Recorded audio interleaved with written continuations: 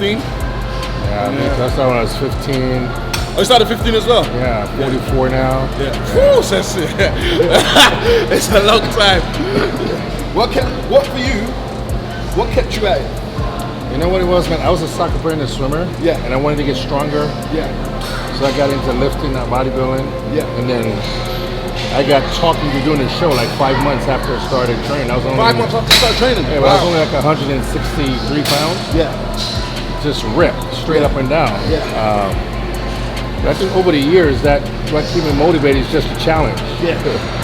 When you go in the gym, you started training, and it's like a drug. You see a little bit of progress, you go, oh shit.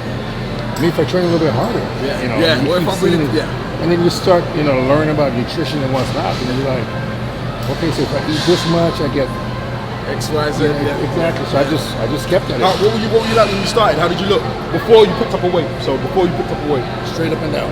straight up and down, yeah. Yeah, I had abs, and that's just from being a soccer player, from just running. For me, I was the same. I was skinny, but ripped. Ripped to shreds, but skinny. You know.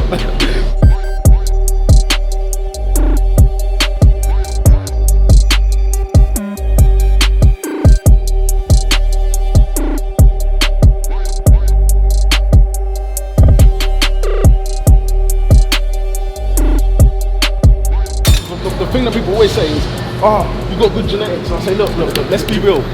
When you line up 15-year-olds, which one of them looks like they have good genetics? You have no idea. Until they start lifting and be consistent at it, you're not gonna know what is achievable. You know what I'm saying? I didn't even know what, when someone say, oh, like, you have good genetics. I was like, what does that even mean? What does that mean? To be honest, there are aspects that genes play a lot into.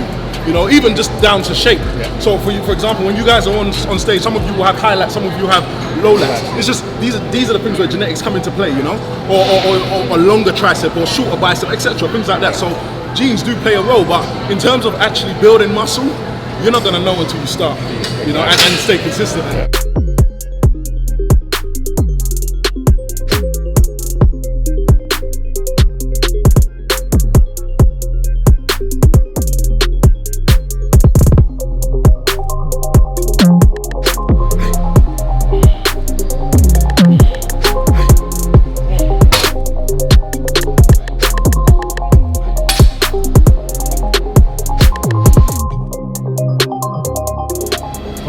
I used to watch you and Ulysses. No way. Musclemania, yeah. Because I was a big fan of Musclemania back in the day with Lou Swift. Oh, serious? Yeah, I know Lou. Lou used to call me like every other weekend. Oh, shit. I lived in DC, so I had friends that was competing in Musclemania. I would go watch them, and I saw you guys came in the scene. I'm like, damn, oh, that's cool, man. That's cool. I'm not about I've never been that guy that worried about being the biggest guy. Yeah. But I love seeing guys in shape, shredded and ripped. Yeah. I'm like, it's funny, people don't know. You see, Ulysses, for me, when I was, before social media and stuff, I remember seeing a picture of him. Before I never had a lot of physiques that inspired me. For me, the thing that inspired me most was just strength. One of the people that I used to look up to was Mariusz Pudzianowski. I just loved strength. That was what engaged me. So, but then when I saw Ulysses' physique, I saw him a picture with him on a motorbike. I was like, oh shit, okay, that's like a certain level that I can think, to get to. And it's only coincidence that eventually, when I came around to do my first competition, I was advised to go see him for some posing, and then we became friends after that. So I was like, you guys were the guys. I'm like, yeah, you guys are shredded, They're the biggest guy on stage, and when you know that you're never going to be the biggest guy in any competition, you don't look at big guys. They do nothing for you because you're like, you're not going to be 300 pounds on stage. But when you see a guy, I remember competing at, I think the best I've ever looked was at 176. I was just shredded from head to toe. Even when I got my pro card, I was in the heavyweight, but I was the smallest guy in the heavyweight. But I was so peeled out when you looked at me, you thought I weighed a lot more than I did. I was 212 pounds, and all the other guys after they carved up was like 230, 235. But when I walked out, I stood out because they were like, damn, this dude is how much do you weigh? I'm like, carved up, 212, maybe 210. So you look, for me, I always look up the guys in that same condition. So with hammers, I like to start with doing them at the same time while it's light, and then when we get heavy, we have to go unilaterally, so you can give each arm a little break in between.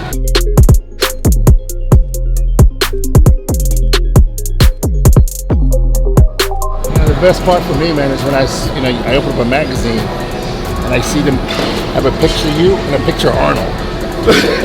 Like, Ulysses. And I'm like, okay, then I go, here's Simeon, here's Arnold. What do you guys think? Arnold is 6'1" and weigh this much. Simeon is this much, weigh this much. You're like, it's funny though, because there's this myth that they think we would be like, when they put us together, they think that we'd be the same size, and we really wouldn't. My measurements are nowhere close to what Arnold's was, but they have the myth and they perpetuate it all over the place. Well, we would not be the same at all on completely different leagues, you know. But for me, I'm smiling because I'm like, hey, you know what? He's a guy of my era, you know. That I mean, it's comparing, you know, one of the greatest bodybuilders of all time, and they're comparing stats. Like, hey, you know, this is Simeon, this is Arnold. You're like, I never really get to see Arnold indeed. Yeah, no, for me personally, the first shots that I ever did were all inspired by Arnold. I was just like, I was looking at his picture, I want to do that pose, I'm going to do this pose. I even took it to my first photo shoot. I just took a file full of Arnold poses, you know. So obviously I was inspired, but when they compare us, it's like, it's flattering, but like, get real kind of thing, get real.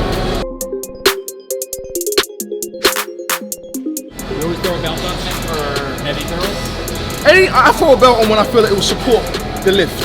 You know, when I feel it will support the lift is when I will put it on, you know. And I'm gonna use these as well because with a better grip on the bar, I don't have to worry about my grip.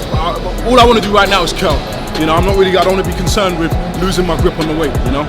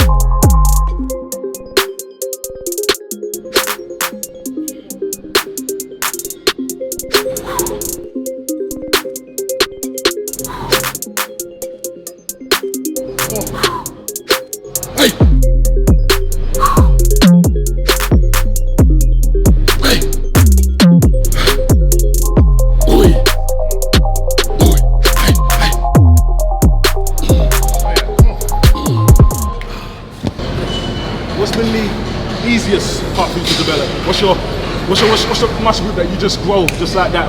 My legs, and I don't even know why, because when I started I had no legs. Yeah. And well, what did you change? Give us some tips, man. What did you change? What happened was that a car accident where I cut 9 tendon. Yeah. So when I went to, you know, had surgery and all that, going to therapy, they told me that I would never be able to use my right hand. Okay. But I already got so much in love with lifting that I wasn't really thinking. I started going to the gym and I was like, well, since I can't train upper body, I was going to train legs. So I was training legs like 3 days a week.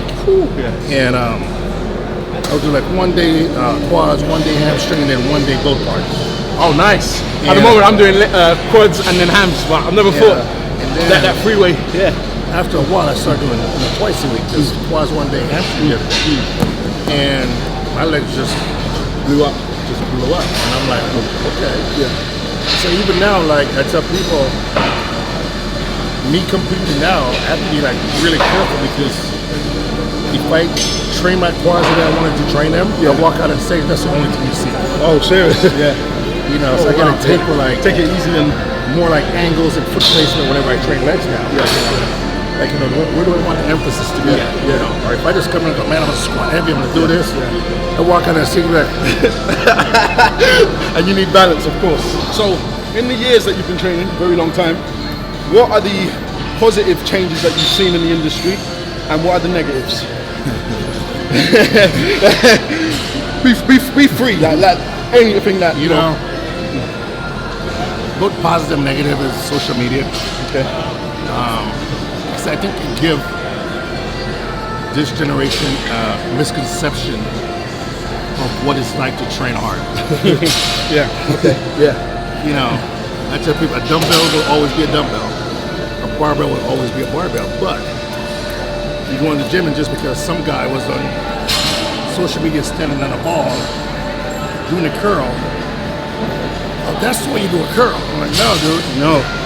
I was like, look at Arnold, look at Frank Zane, look at, Columbo, look at all these guys back in the past. They went in the gym and they lift. And they lift. Yeah. You know. It's quite similar. I'm always talking about foundations to the kids, and they forget that. And it's because of the social media stuff. I'm seeing a guy, like you said, doing a curl on a stability ball, or all these crazy exercises that, look, you can do crazy exercises. There's ways to manipulate exercises to hit certain points better, but you have to have the foundations first. And if you don't have that, then you don't have anything, Like, when you've been training for as long as we have, we started with the foundations, all your basics, we've already done it. So you can't just maybe see that we'll do, like say for example, you were talking about wanting to develop your back. You might incorporate an exercise that looks a bit strange. Yeah. They don't need to do that yet. Exactly. You need to just do the basics and build your back in fundamental exercises. Stuff online, and I see someone post, hey, doing psychic fitness and Rhoden workout, and I'm like, that's not what we did. I'm like, there's nothing like it. Because you don't really have a foundation of, or the fundamental of this is how you actually live. Yeah. This is A. This is Z. You're still at A. You're still at A, man. Master A. And don't get it twisted. We're not trying to condescend you or anything like that. This is valuable things. Start with the foundations. Learn your own body. Spend some time learning the exercises. Just doing them in the basic way before you move on. Trust me. For example, you see us here with this heavy weight that we're freaking curling. Our form is not textbook form. But we've done textbook form. We even for the first few sets, we're nice and clean, right? Yeah. With the lightweight. But we know that for strength size improvements, it is good to sometimes break the form a bit. To be nasty. Yeah, to go be nasty. It has to be, But for a beginner, we're not telling you to go in there and from your first set you'll start swinging a rate all around the place. No, learn the foundations, get it right.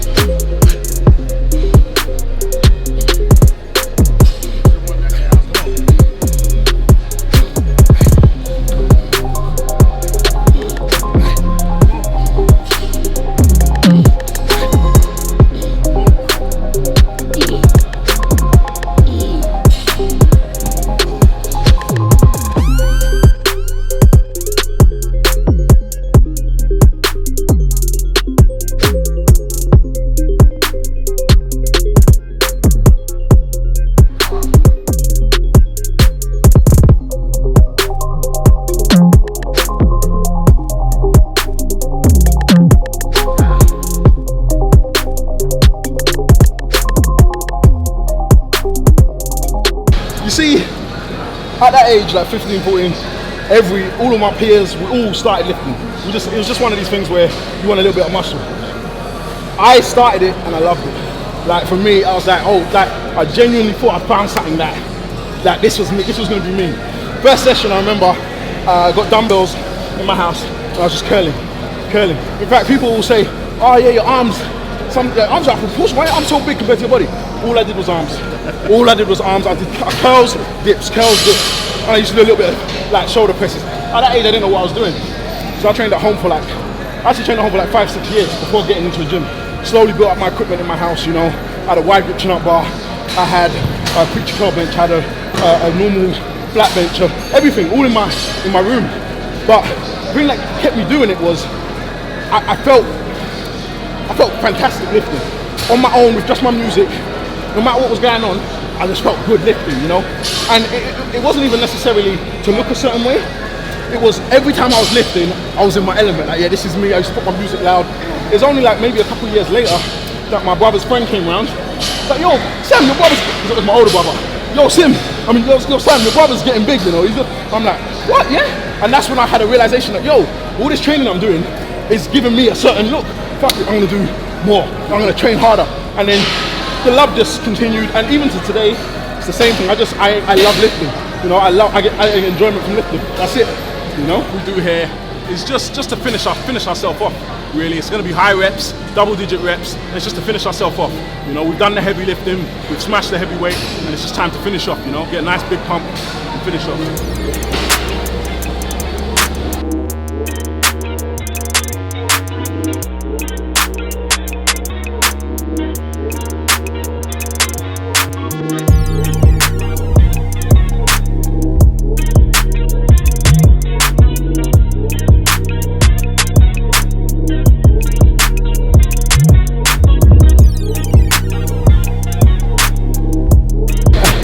Basically, I was a PT for about 3-4 years, and then I left PTing because I just felt like I wasn't being stimulated enough mentally. I was working in the city, and I had all these guys that I was training that were coming from their office jobs, and the gym that I worked at mostly was underground, so I wasn't getting any sunlight, and I was thinking, yo man, I don't want to be here just doing this, if that makes sense. I felt like I wasn't using my head.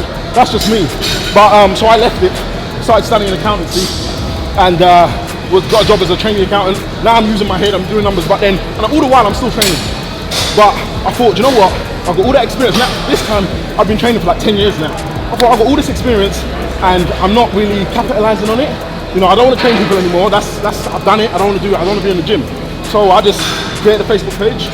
I created ebooks, and I put them out. No, that's firstly, before I did ebooks, I put the blogs out, free blogs. People reacted to it. I was like, wow. People are interested in the stuff that, you know, I've written based on the knowledge that I have from what I've done. So I thought, okay, in that case, let me put I don't want to train people, let me put an ebook together. I put the ebooks together, and you know, it went very, very well, to the point where I had to make that decision of, should I put more time into this and leave work and see what happens? And yeah, I made that decision, and then things really went well from there, man. Sometimes it's just taking a leap of faith. Yes. But not just that. Before I took that leap, I put the work in before that. So during my 9 to 5, I would work on my ebook on my lunch break after work. You know, so there's a sacrifice that has to be made of your time if you want to excel past the position you're in. It's not going to come overnight. It's not going to be free. But if you make that sacrifice, then it can pay off. You know. Y'all hear that? Make that sacrifice. Yeah. This shit was not easy. No. You guys see us doing it. It's our 9 to 5. We're in the gym for an hour, for 2 hours. It's our 9 to 5. Yeah. Actually, it's 24/7 because it never stops. It never stops. Yeah. You know, it's a mental aspect of it as well. I run into a lot of guys that says, "I'm gonna quit my 9 to 5 so I can focus on being a bodybuilder." I'm like, you got the wrong idea, mate. you put in the one thing that's putting food on your table.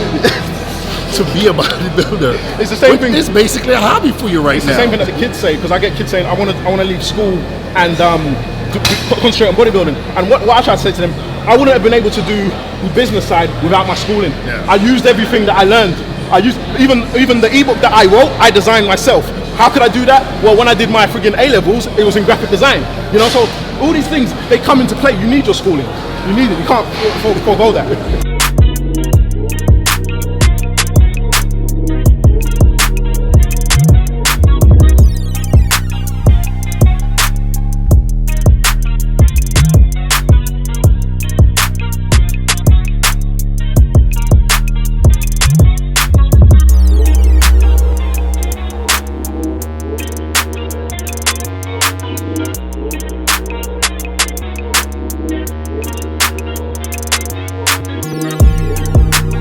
Like, who did you look up to in 2 aspects? Firstly, from a visual aspect, like with the physique, and secondly, as an individual, like their charisma, their character. Which of the 2? Actually, there's more than 2, and I'm going to tell you guys why. My entire time trying to be a bodybuilder, not knowing anything about bodybuilding, just trying to be a bodybuilder. I remember I opened a magazine and I saw a picture of Flex Wheeler. Okay. Yeah. And I was like, that's what a bodybuilder should look like. He wasn't the biggest guy on stage, but everything was just put together so perfectly that you're like, as if someone molded his physique. And I'm like, that's the way I wanted to look. After I turned pro, I was in Spain competing, and Ronnie Coleman walked in my room. And I met Ronnie Coleman for his work ethic. I mean, just never turn it off. And he walked in my room and says, I want to sign you, and I laughed. Oh, I mean, I laughed because I was like, why? You know, I'm sitting there with Chris Aceto, and Chris is looking at me going, I'm like, Ronnie, you're the greatest bodybuilder to ever walk this planet. I was like, you could put crap in a can and sell it. Like, why? Why would you want to sign me? He told me his reason why, and I was just like, wow. And it was like, hey, I was at the Olympia. He goes, I was bored out of my mind. I looked up, and you were standing on stage. He goes, you remind me of a younger me before I got big. Okay, yeah. And for me, I was just like, okay, where do I sign? Yeah. I watched Ronnie train. I watched Ronnie eat. I saw Ronnie work. We traveled the world together. And I was amazed because even though Ronnie was competing at the Olympia, he still trained like he was getting ready to get on stage. Oh, serious? I mean, that's the love of it, yeah. We would get off a flight at 1 o'clock in the morning, and he goes, I need to call someone to open a gym. It's funny you said that. I was speaking to Dexter, and he said the same thing about Ronnie. We were talking about Ronnie, and he mentioned that same thing. You just worked for like 10 hours. And then there's Jay Cutler. I watched Jay Cutler finish my entire career and saw the ambassador, what he was to the sport, and how he approached every single person. It doesn't matter if you're the janitor or you're the best competitor. Listen to this. this. When you hear someone say that about Jay, they're not bullshitting. I've been there. I was in Body Power, not Body Power. I was at Emporium Gym in Birmingham after Body Power.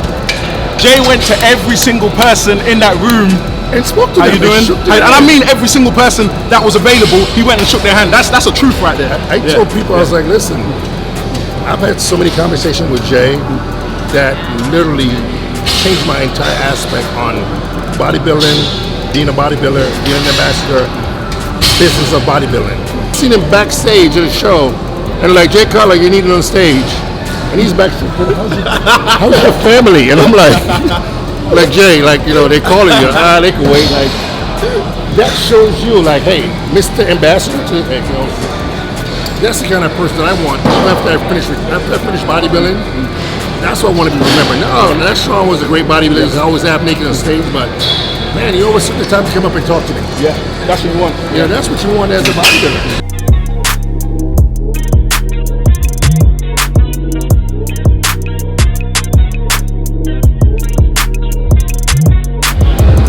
You mentioned Flex. There's one picture of Flex that, for me, is one of the most iconic pictures in bodybuilding, and it's that picture. Yeah. They got it up in my gym in Metroflex in London. I swear there was one day I swear mid-set I was just looking at this picture for like 5 minutes thinking, like it don't even look real. The shape, everything is just freaking phenomenal, man. It's amazing. I'm gonna tell you a funny story. So I've known Flex Wheeler as an amateur. I've had his number for as long as I can remember. And the first year I qualified for the Olympia, 2011, I'm in Dallas, and he ran over and he said, congratulations, man. He goes, I'm so proud of you. And I've always wanted an autograph picture of Flex Wheeler, but I just never knew how to ask him. So, he's like, congratulations. I'm like, you're going to the Olympia, how do you feel? I'm like, to be honest, you just said it. I just want an autograph picture. And he's like, what? I'm like, no, really. Like, I've wanted an autograph picture for like 5 years. And he goes, dude, you've had my number for how long? I'm like, dude, I've had your number for so long. I just don't want to call you. I want it to be like that moment when it's so important. Okay. That it's like, break glass, take number out, call Flex Wheeler. And even though I have his number, I don't want to call him because I just feel as if I don't want to waste his time. It has to be like an emergency. I'm stuck in the desert and it's like, to get out of this, you got to call Flex Wheeler.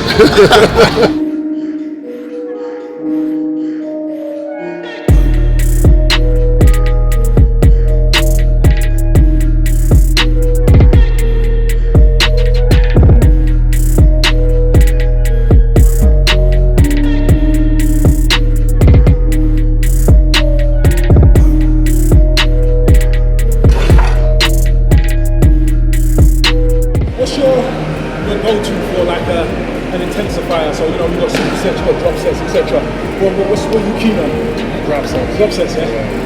I remember at one point I had a whole training routine based on drop sets. So it was every exercise was a drop set. You do your warm up, but then you'll do at least 3 or 4 sets of drops. And it was a time that I'll never forget in my training career, because it was just like the pumps that I used to get were just ridiculous. Especially, I say something like lateral raises, you'd line them up in a row and you'd stand in with the first one, bam, step back, bam. It was so dope. Where we start at 25, lateral, side lateral, work our way up to 60. All the way back, bro. And then come back down, all the way back to 25. It's one of those pumps that just so painful, where your arms just like, you want to shake them off, man. You know, your arms going up, you don't really know if they're going up. You're like, okay, but I'm doing it. my arm moving? Like. And then the worst thing is when you're ready to drop your arms and drop the weight, and then someone comes up behind you, I got you, man, I got you. And then you're squeezing those last ones out. I was done 5 reps ago. Whoa, let's go. Hey. Come on.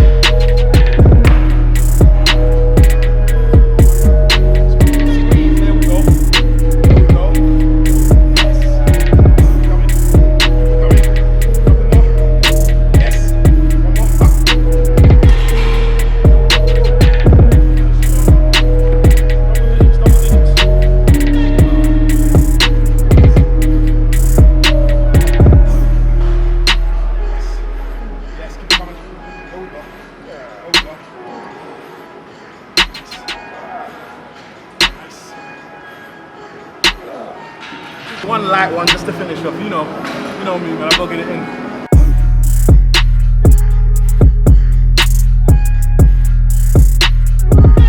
So when you're doing this exercise, guys, you don't need you can do it with a handle, and when you do it with a handle, you hold it like that and you pull it down like that, but it just feels a lot better when you just hold the ball.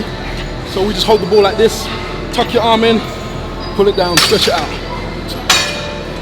just like that. We're gonna pull away from the body.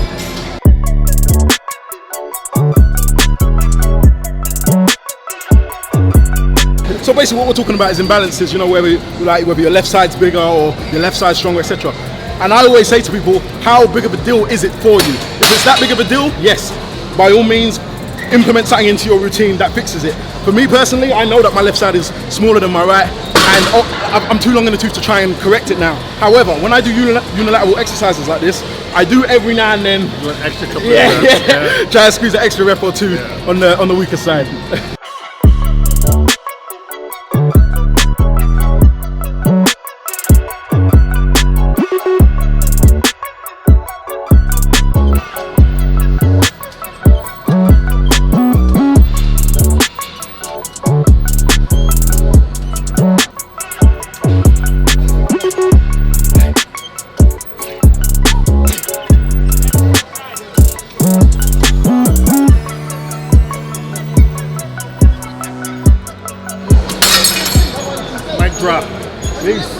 Okay, that was good. I feel fantastic. Do you know what? The best part of this session wasn't even the training. I enjoyed the training. you train every day. It was talking to Shawn and getting to know how he feels about training and his knowledge and his experiences. I love that, getting to know you. Yeah, it's just one of those things where, this is our craft, lifting. We're good at it. We do it day in, day out. Yeah. Rain, sun, or sleet. We come in and we block everything out and we just train. It's like our body and our mind is just programmed to do that. It's when you have an opportunity where you see someone that you admire what they do, you see what they do day in and day out, and then have the opportunity to sit down and, we're training, but also able to talk about, hey, you know what? This is our life, but there's other stuff, other aspect outside of just being a bodybuilder. There's other aspect outside of just lifting that I think, sharing that with other people. We're all human. Yeah, straight. People forget that sometimes. They see us and they forget, like, hey, we got a life outside of just coming to the gym and lift. We all started from scratch. Yep. We all have little stuff that motivate us to be where we at today. And we just want to share that with you guys. That, hey, we know each other for a long time. We've crossed paths on the road traveling, and it's great just to be able to have the opportunity now to get a session in, and at the same time chit chat just like we're at an expo. Exactly. Exactly. And share that with you guys. Exactly. And I hope you guys enjoyed that, man. Like, let us know in the comments if you enjoyed that style, of being able to hear our thoughts as well as training, because obviously you're going to learn like routines, exercises, but you can learn that all day. You're learning about our character and how we feel and what we came from, and our experiences. So let us know if you enjoyed that, man. Wicked. Just click that button. Click it. Subscribe to my channel, his channel. Do it. Peace. Go ahead, do it. Right now, man. Right now. Go ahead. We're done.